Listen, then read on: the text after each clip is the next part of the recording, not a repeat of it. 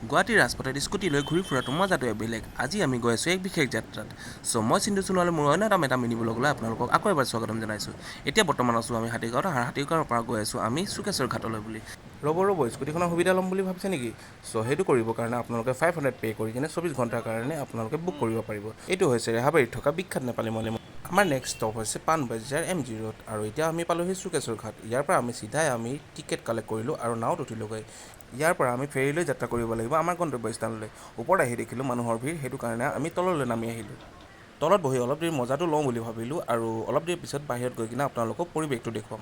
এয়া হৈছে ভিতৰৰ দৃশ্য আৰু এয়া হৈছে বাহিৰৰ দৃশ্য। সেইটো দেখিছেনে দ্বীপটো? আমি তালৈকে যাব লাগিব। ফেৰীত অহা সময়কণ বহুতেই সুন্দৰ আছিল সঁচাই। অলপ সময়ৰ পিছত আমি চিধাই পালোহি মেইন ট্ৰেইনখনলৈ, আৰু ইয়াৰ পৰা আমি খটখটি হৈ বগাই যাব লাগিব। আপোনালোকে পাহাৰ বগাব পাম বুলি ভয় নাখাব দিয়ক, বহুত বেছি কঠিন ৰাস্তাও নহয়। চিধাই আপোনালোকে শিৱৰ নাম ল'ব আৰু আৰম্ভ কৰি দিব। কৈছিলোঁ নহয় শিৱৰ নাম ল'লোঁ আৰু আমি পালোহি, মানে আমাৰ গন্তব্য স্থান পালোহি। এইটোৱে হৈছে বিশেষ উমানন্দ মন্দিৰ, য'ত নেকি বাবা শিৱক পূজা কৰা হয়।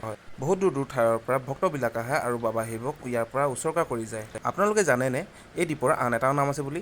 আৰু সেই নামটো হৈছে পহুমৰা দ্বীপ।